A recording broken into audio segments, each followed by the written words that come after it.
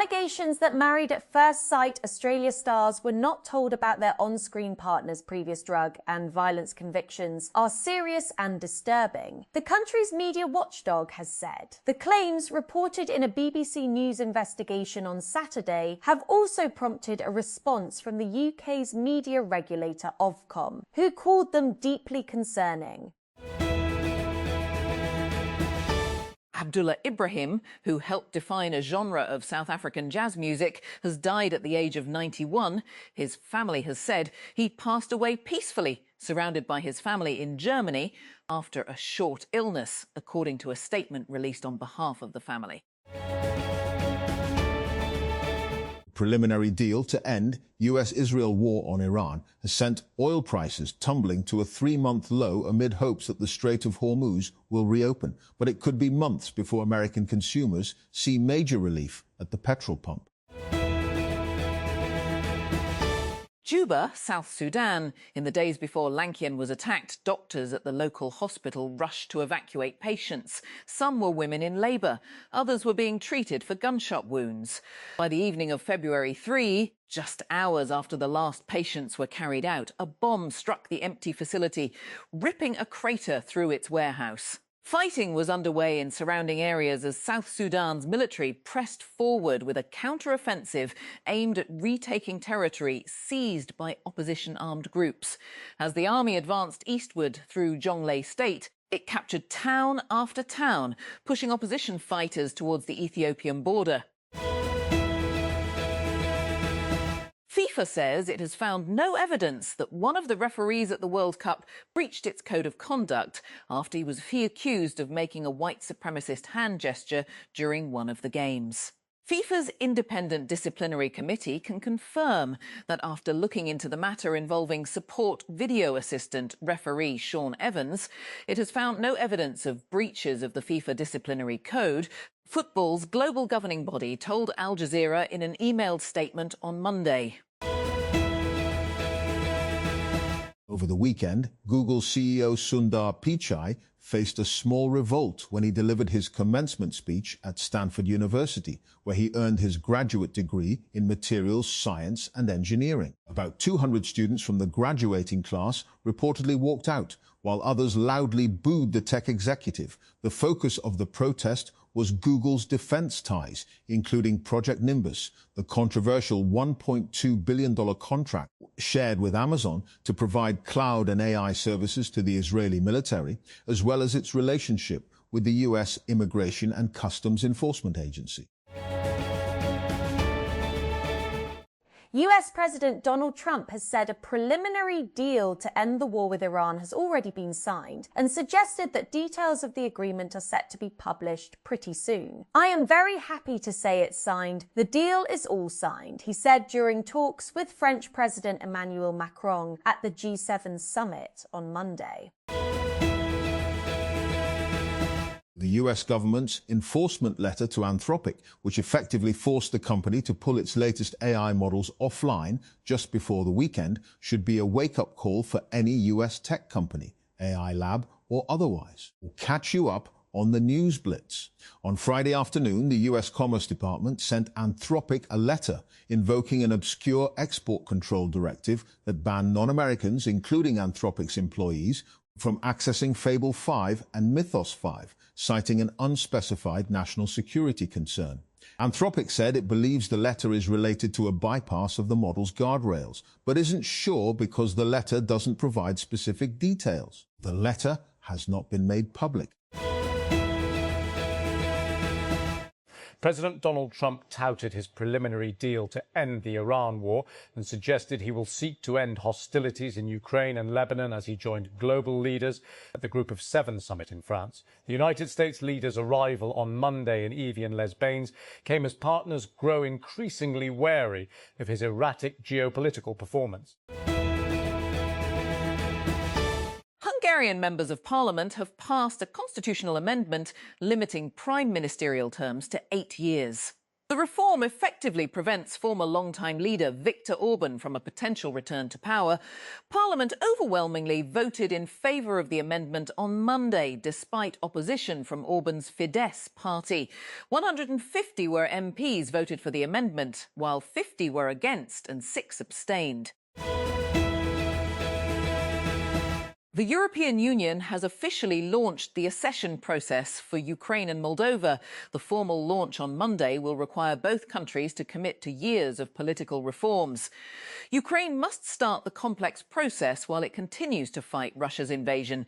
But Kyiv views EU membership as a security guarantee and an anchor for its efforts to join the West.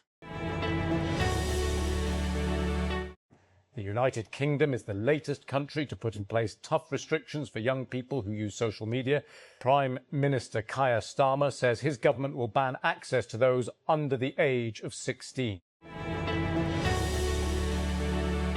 Israeli Prime Minister Benjamin Netanyahu huddled with his security cabinet in a bunker late Sunday night, ready for the potential of Iranian ballistic missiles. When the phone rang, on the line was President Donald Trump, calling with news of a memorandum of understanding between the United States and Iran. A United States federal judge has dismissed a lawsuit by Elon Musk's artificial intelligence company XI that accused rival Sam Altman's OpenAI of stealing trade secrets for chatbots. US District Judge Rita Lynn in San Francisco said on Monday that XI failed to show that OpenAI induced former XI senior engineer Xueqin Li to divulge confidential information related to its Grok chatbot, or that OpenAI engineers knew Li might have disclosed any. A US Air Force B-52 Stratofortress has crashed shortly after taking off from the Edwards Air Force Base in California, the base said. Emergency crews immediately responded to the scene and the situation is ongoing. The base wrote on Monday in a post on X. A Dutch court has sentenced a Syrian man to 26 years in prison for crimes against humanity committed during his time working for the regime of former Syrian President Bashar al-Assad. The court in The Hague handed down the sentence to Rafik A. on Monday, having found that he tortured and raped prisoners while working as an interrogator. California Governor Gavin Newsom, a Democrat and top critic of United States President Donald Trump, has said he is being investigated by the U.S. Department of Justice. In a video post on X on Monday, Newsom said the investigation was politically motivated and that he was being targeted because he is considering a U.S. presidential run. Newsom said the Department of Justice and 2020's wife. Newsom said the Department of Justice was also investigating. Spain's ghosts of recent World Cup horror shows reappeared in Atlanta as the European champions were held 0-0 by debutantes Cape Verde in their opening game. Lamine Yamal was left on the bench as the Barcelona superstar is eased back to fitness after nearly 2 months out with a hamstring injury, and even his appearance as a second-half substitute failed to break down Cape Verde's dogged defence. Sabri Lamouchi has been sacked by Tunisia after just one game of World Cup 2026. The 54-year-old former France international was sacked the day after Tunisia's 5-1 trouncing by Sweden in their opening Group F football game in Monterrey, Mexico on Sunday night. The 2026 World Cup has 13 different kickoff times. You can use the Al Jazeera Sport widget to find out exactly when your team is playing in your local time. Who? France versus Senegal. What? FIFA World Cup 2026. Where? New York, New Jersey Stadium, New Jersey, United States. When? Tuesday, June 16, 3 p.m. local time, 19 GMT. How to follow. Catch all live updates on Al Jazeera Sport. European Union member states have failed to agree on proposals to sanction Israeli National Security Minister Itamar Ben-Gvir, the bloc's foreign policy chief Kaja Kallas said, speaking at a media conference on Monday. Kallas said that while many EU states had proposed economic restrictions, no consensus on that was reached today. SpaceX has captured the attention of media, investors and the public for years now. Interest propelled by the company's reusable rocket launches, the rise of its Starlink satellite network, and of course, for its founder and CEO Elon Musk. But in its 24-year history, nothing quite compared to its initial public offering. Everyone seemed interested, perhaps because of the sheer size of the IPO. The company priced its 6 million shares at $135 each to raise $75 billion, making it the largest IPO in history and turning Musk into the world's first trillionaire. As Meta tries to catch up in the AI race and boost engagement with its AI bot, the company announced Monday that it's rolling out new AI features on Facebook that aim to change how users find information, create content, and interact with the platform. The headline update is AI Mode, a new way to search Facebook that uses Meta AI to surface answers pulled from public posts across the platform, including groups and reels. Instead of scrolling through search results, users can ask a question in plain language and get a synthesized answer based on what people are actually discussing. The United Nations Security Council, UNSC, on Monday unanimously adopted a resolution extending the mandate of the UN assistance mission in Afghanistan, UNAMA, until June 7, 2027. While highlighting concerns over Afghanistan's humanitarian crisis, terrorism threats, human rights situation, and regional stability, the resolution, drafted by China and adopted by all 15 UNSC members, reaffirms the UN's central role in supporting peace and stability in Afghanistan and maintaining engagement with the country's de facto authorities and other stakeholders. European champions Spain were held to a shock 0-0 draw by tiny World Cup debutants Cape Verde on Monday. Regarded as one of the strong pre-tournament favourites, Spain had been expected to cruise past Cape Verde in their Group H opener in Atlanta. A woman has died in what appears to be a tragic extreme sports accident in Brazil. 3 men have been arrested over the incident, in which instructors failed to attach a rope to her before helping her jump from a bridge in Sao Paulo state. Who? Iran versus New Zealand. What? FIFA World Cup 2026 Group G match where Los Angeles Stadium, California, US, when Monday, 6 p.m. local time. How to follow. Keep up with all updates on Al Jazeera. Sport Iran will finally take to the field for World Cup opener on Monday after months of uncertainty surrounding their participation in the tournament and following the United States-Israeli attacks on their country that began in late February. An overcrowded bus has crashed in northern Ethiopia, killing at least 31 people and injuring dozens more. Police have confirmed the bus veered off the road while travelling to the capital Addis Ababa early on Monday and plunged into a ravine 100 metres, 330 feet deep.